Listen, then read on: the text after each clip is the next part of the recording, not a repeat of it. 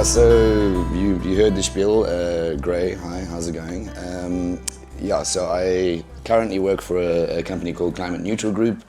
I was the Green Economy Coordinator at Western Cape Government for about 4 years, and I think interestingly about this, and it's kind of a little bit of a tangential issue as well, I was also on the food security response for Western Cape Government in the COVID disaster management response, which is tangential to this talk, but also I think interesting from a broader perspective when it comes to a conversation around food security and how it is that society integrates with food value chains, which is kind of what it is that I'm going to be talking about now.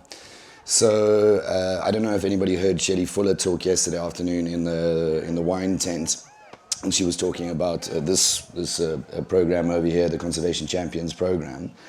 And really, I was asking some leading questions. Well, at least I asked one leading question, and then I think you took over the show from there. But the leading question about that was just about the fact that the reality is that in terms of global greenhouse gas emissions, everybody sits there and they think, oh yes, we've got to move over from coal to renewable energy. We've got to move over from coal to renewable energy. Yes, yes, yes. And that's all very well and fine, but the reality is that the largest single sector of greenhouse gas emissions is from agriculture, forestry, and other land use. So we could turn off every single internal combustion engine in the world, every car, every coal-fired power plant, every single gas turbine in the whole world tomorrow, and we would still exceed our carbon budget just from agriculture, forestry, and other land use.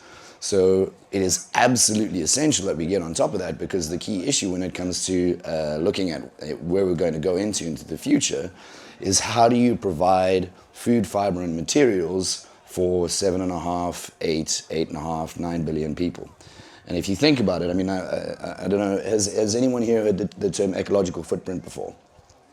Right, so I see lots of nodding heads. For those that don't know, it's a pretty simple concept. The Earth is a finite orb. It's not getting any bigger, and the amount of stuff that you can produce on that is a limited amount. So you take that total hectareage of the Earth, you divide it by 7.5 billion people, and the amount of stuff that can get produced on that total surface area, and the figure that you arrive at in terms of a sustainable per capita division of the total hectares is 1.6 global hectares per capita with 7.5 billion people, right? Currently, the global average, right, and this is including all of the people living in absolute poverty and squalor, the current average is 2.4. So we are way, way outside of the bounds of what it is that is a sustainable level of consumption. And the problem with that is that the longer that goes on, the more and more difficult it becomes to be able to produce the food, fiber, and materials that we have on the existent surface area, because it's getting degraded all the time. So we've got that going on. Plus, now what we've also got going on is that we're moving into an increasingly uncertain climate future. And in that uncertain climate future, what ends up happening is that the productive systems that you've been relying on in the past, in order to be able to support your agriculture, in order to be able to have bees doing your pollination and having breeding grounds for fish in the oceans and various other things like that, that gets disrupted. So it's going to become increasingly hard. So there's two things that really we've got to be able to get right. On the one hand, what we've got to do is we've got to be able to reduce the footprint of all of this production of stuff in order to be able to meet people's needs. Because it's not an effective solution to go out there and, deprive billions and billions of people from being able to access the resources that they need in order to be able to survive. It's all very well and fine to think about ourselves as being part of the solution, but I can guarantee you there's not one single person here whose personal consumption is under 1.6 global hectares per capita. There's not one person in this room. So there's a long way that we've got to be able to move, and a big part of that is the way that we engage in supply chains and the value chains that provide the things that give us what we need. So how do we facilitate that? Well, one of the key things that needs to happen, yes, obviously, things like these conservation champions are great, right? So what's happening is that when you look at the logo, you realize from looking at the logo that when you buy that product, that you are essentially putting your cash dollar into a sustainable product. And that's great. That's a good incentive, and that's the kind of thing that we need to see going towards farmers who are being progressive in terms of the way that they're producing things. But we need to, we really need to improve on that, and we need to be able to channel a lot more value to people who are being progressive within the agricultural space, because like I said, on the one hand, we've got to be able to reduce the amount of greenhouse gas emissions that are getting produced from agriculture, forestry, and other land use. But on the other side of things is that we also need to be able to ensure that those systems themselves are increasingly more resilient as we move into the future. Now, for my sins, one of the first disaster that I worked on when I was in Western Cape government, because I had the dubious privilege of working on 2 disaster responses in the 4 years that I was there, was the drought crisis. And one of the things that we pushed very hard on at the beginning well, not the beginning, the whole way through the crisis, and in fact through until today.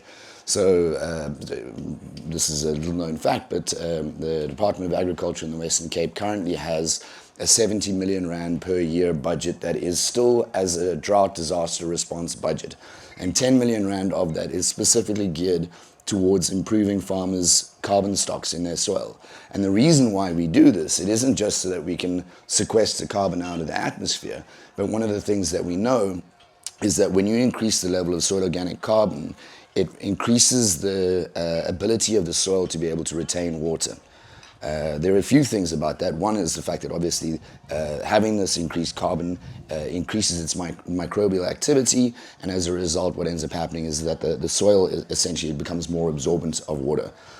So it means that farmers don't need to irrigate as much, and one of the things that we discovered when we were doing research on it in government was that it increases the level of water efficiency on farms. If you can move up to between 4 and 5% soil organic carbon, which is kind of like what the maximum level of soil organic carbon retention is, then you can save on water in your irrigation by up to 20 to 25%. Now, if you bear in mind that agriculture uses about 68% of the country's water as an industry, you realize how important this is. So we've got that on the one hand, but on the other hand, we've also got these issues around soil degradation. So, what's happened, we've lost between 45 and 60% of the soil carbon across South African arable land over the last 80 years as a result of the industrial revolution and industrial agriculture. So what's happening there is that also means that yields start to drop off. And in time, what that then means is that farmers need to put in more and more inputs into their soil to be able to sustain their yields. And it becomes a vicious cycle. So what ends up happening is that now all of a sudden, in order to be able to sustain my yields, I have to go out there, I have to buy GMO crops, but GMO crops don't propagate themselves. So I have to go every year and I have to go to Monsanto and DuPont in order to be able to go and buy my seed. But if I'm going to go and buy the seed, I've got to go and get the fertilizer and the pesticide, and I've got to have the plowing equipment, and I've got to have the John Deere tractor with the satellite imagery and tracking and all of this kind of stuff. And then it becomes this vicious cycle that requires more and more inputs all the time. And what's happening is that farmers are obviously putting in synthetic nitrogen onto their fields in order to be able to promote plant growth. But what happens when you put synthetic nitrogen fertilizer onto the land? A lot of it converts into nitrous oxide. And nitrous oxide has the greenhouse gas warming potential 275 times stronger than carbon dioxide. So you really don't want to have too much of that stuff in the atmosphere. So it's reducing synthetic nitrogen fertilizer application on farms is a really important way of being able to not only change the level and the sort of the mission profile of a farm, but it's also a step in the direction towards being able to build your soil carbon and move away from dependency on companies like Monsanto and DuPont, and moving away from this very intensive agricultural system. The problem with it is that it's not cheap to be able to transition over, and it doesn't happen overnight.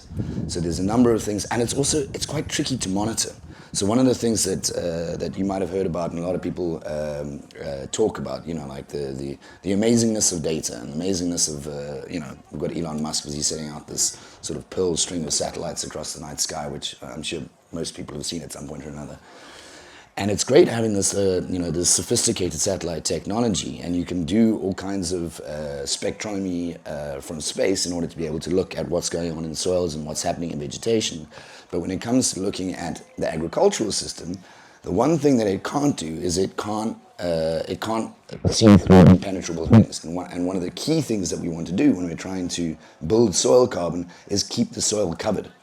That's one of the key things, and it's also one of the main reasons why it is that moving over to regenerative agriculture is not only good in terms of building soil carbon, but it reduces the amount of evapotranspiration that takes place off the soils, because putting things in place like cover cropping is a really critical component of being able to build your soil, and also at the same time reduce your irrigation, introduce naturally occurring nitrogen, so you can have nitrogen fixing legumes and other plants as part of your cover cropping in order to be able to minimize your fertilizer production. Or consumption. So now the thing is that for farmers moving over into this kind of thing, they need to start farming in a different way. So now they need to have a no-till planter as opposed to having the conventional rotary disc systems that cost money. Now all of a sudden we need to go in and we need to invest quite heavily in being able to build our soil in the first place. So this often means like going in and having very large lime and gypsum, and sometimes, oddly enough, also nitrogen application in the beginning, so that you can then start to build the soil. Then it means changing the way that you manage particularly things like grazing. So now you need to incorporate ultra-high density grazing, rotational grazing on your lands, which means that you need different monitoring system, and so all of this stuff costs money. So the way that our program works, this is one of the programs that I run through the Climate Neutral Group.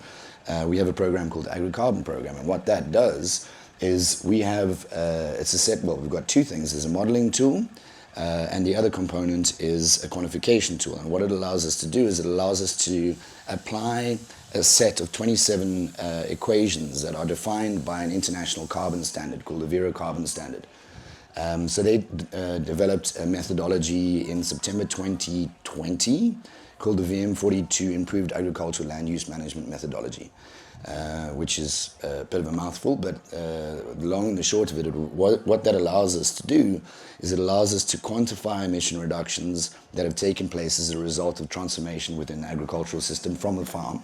So like these kinds of guys can join into the program and they supply data to us, and what we're then able to do is we quantify the emission reductions that have happened as a result of them moving away from nitrogen fertilizer application, as a result of moving into no-till, as a result of having rotational grazing on their farms. And then at the same time, we're also then able to model the changes within soil carbon as a result of these different practices as well. And when what we do is we then combine those two outputs and we get a single figure output. We get that audited by an international auditing body. That's an independent third-party body, and then it gets issued into our account by the Zero Carbon Standard, which is it is in fact the world's largest carbon certification and independent auditing and issuing facility. So they then issue that into our account, and then our company works with run about 3,000 different international corporates, and we then sell the credits that are generated through the program into their net zero into their net zero initiatives. So I'm sure everybody has been hearing that there's a huge amount of movement globally in terms of being able to get corporates to move into the net zero environment, meaning that their total environmental footprint in terms of greenhouse gases in particular, this is not looking at all of the other things around biodiversity or water or material use, but greenhouse gases in particular, so that's scope 1, 2, and 3, that means their own direct emissions that they generate, let's say if they are a coal mining company. Scope 2 is things like electricity, so that's produced by somebody else, and scope 3 is the things that accrue to you as a result of your supply chain and the production of your things. So they can incorporate carbon offsets into the residual leftover parts of their emissions under the Scope 3 components as part of the Science Based Targets Initiative, which is the international methodology that prescribes to corporates how it is that they are allowed to pursue a net zero proposition for their company. And the only credits that are appropriate under the Science Based Target Initiative are removal credits. So it means that we're able to get a premium on them, and it means that what happens is that we channel the bulk of the money that comes from the sale and the generation of these credits back through to the farmers themselves to help reimburse them for the investments that they've made in terms of becoming regenerative, and also to incentivize other farmers to start becoming that way and to pick it up and move it not only into the whole of South Africa, but now we're starting to expand into the rest of sub-Saharan Africa as well. And we started the program initially last year. We piloted it with the dairy sector because it's got one of the worst footprints out of all of the agricultural value chains. But we've completed the pilot. We're going into a second phase now. Between May and September, the farmers will be able to sign into the program. And then at the tail end of this year, we'll move into a third process, which is going to be specifically geared towards working with small-scale farmers. We're actually probably going to start that in Swaziland initially because one of our key partners is there. And then we have a similar project that's going to get launched in Malawi as well. And then over time, we're wanting to integrate it into South Africa as well, because I wrote my master's thesis on that stuff, and it was also specific to very much working in the subsistence farming environment in the Eastern Cape. So really for me, like, the long-term goal is to be able to really bring it home and sort of see that big closed loop story busy finishing itself off. So yeah, that's the program, and that's a bit about what it is that we're doing. And yeah, if you know of anybody who's involved in regenerative farming, tell them about our program. Thanks.